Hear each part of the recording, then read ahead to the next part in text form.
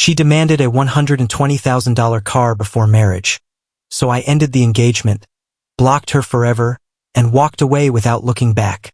I never imagined that at 34, I would be sitting alone questioning my entire future before even reaching the wedding day. I had always believed that doubt was something couples worked through after years of marriage, not something that crept in long before the vows were ever spoken. Yet there I was, lying awake night after night, staring at the ceiling and asking myself if I was about to make the biggest mistake of my life. Life had never handed me anything easily. Every dollar I earned came from countless hours of dedication and hard work. I earn around $3,000 a month, and while that may not make me rich, it gives me enough to live a comfortable life and still support the people who mean the world to me. My parents. They raised me with sacrifices I can never repay. My father worked long hours to keep us afloat, and my mother always put our needs ahead of her own. Because of them, I learned the value of family, loyalty, and responsibility. Now that I am finally in a position to give back, covering my father's medical bills, renovating their old home, and treating them to gifts brings me immense joy. It is my way of honoring the years they spent putting food on the table and clothes on my back.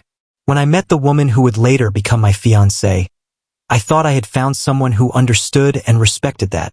She was funny, charming, and seemed to appreciate me for who I was, not for what I could provide. She laughed at my jokes, spoke warmly about wanting a family, and even admired the fact that I took care of my parents. Back then, I truly believed I had met the one. But slowly, little by little, things began to shift. At first, the signs were so subtle that I brushed them off. When I bought my mother a necklace for her birthday, she smiled but commented, "Don't you think you're overdoing it with gifts? She already knows you love her." I told myself it was just a joke. Later, when my father's health declined and I paid for his medical expenses, her reaction cut deeper. She asked, "Why are you paying for that? Don't you have siblings who can help? Shouldn't you save that money for us?" The tone in her voice was sharp, almost accusatory, and though I tried to shrug it off, the words stayed with me. As time passed, the pattern became clearer. Every time I helped my parents, she would either fall silent or seem irritated. She would say things like, "You spend so much on them, what about me?" Or, "If you keep giving them money, what will be left for our future?" It wasn't just about money. It was about my bond with my parents. When I spoke to my mom, she would roll her eyes or interrupt until I hung up. Once, she even snatched the phone from my hand during a call and said, "You talk to her every day. What about me? Do you love your mom more than me?" That question hit hard. I love my parents deeply, but that doesn't mean I loved her any less. Yet somehow, she made it feel like my love was a finite resource, as if I had to choose between them and her. At first, I told myself she would adjust over time, that maybe she just needed reassurance. I tried to believe that love meant patience and understanding. But deep down, a small voice kept whispering, "What if this isn't temporary? What if this is who she really is?" And then came the moment that shattered everything. One evening, as we sat discussing wedding plans, she casually looked at me and said, "I want a luxury car before the wedding. If you don't buy it, then I don't see the point in marrying you." I remember the silence that followed. For a moment, I thought she was joking, but her face was serious, her eyes cold, almost as if she dared me to disagree. I tried to reason with her. I said, "That's a huge expense before we even start our life together. Let's wait until after the wedding. I promise I'll get you a car, but right now we should be practical." She didn't even flinch. She leaned back, crossed her arms and asked, "So you're saying no?" When I tried to explain again that it wasn't about refusing but about timing, she laughed. Not a joyful laugh, but a bitter, cutting one. "I guess I overestimated you," she said coldly. "I thought you were the kind of man who knows how to take care of his woman." That cut deeper than I expected.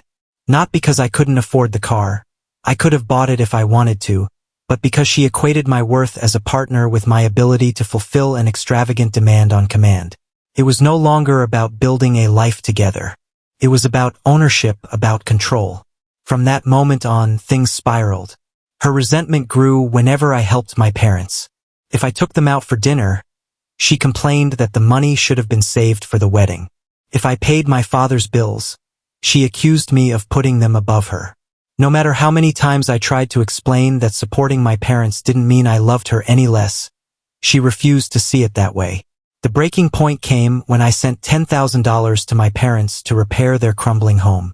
When she saw the bank notification, she stormed into the room, her voice sharp and accusatory. 10,000? You just wasted that money on them? I kept calm and replied, I'm not wasting money. I'm helping my parents repair the house they've lived in for decades. She shook her head, eyes burning with anger. From now on, you only spend money on me. I don't want you giving a single cent to anyone else. I should be the only one who matters. Her words hung in the air like a sentence. For the first time, I didn't feel anger. I felt trapped.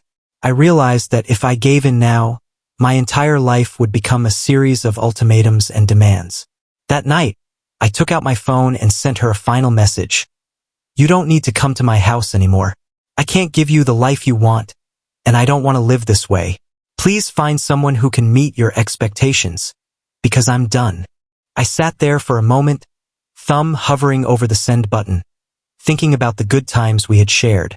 But then I remembered every eye roll when I spoke to my mom, every criticism when I helped my dad, and every moment she reduced my worth to a bank balance. I hit send. Within minutes, the flood began. Calls, messages, pleas. She banged on my door, makeup smeared, tears rolling down her face, begging me to let her in. Please talk to me. Don't leave me like this. We can fix it.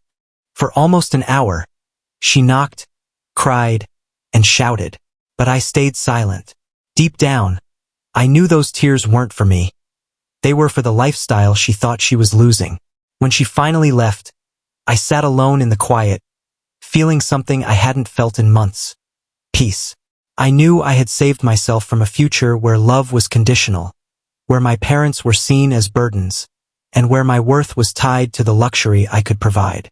In the days that followed, her messages shifted from sweetness to anger to desperation. You'll regret this, she wrote. But sitting there with my parents, listening to my mother's laughter as she spoke about the renovations, I realized I would never regret choosing family over control, because love should never come with a price tag.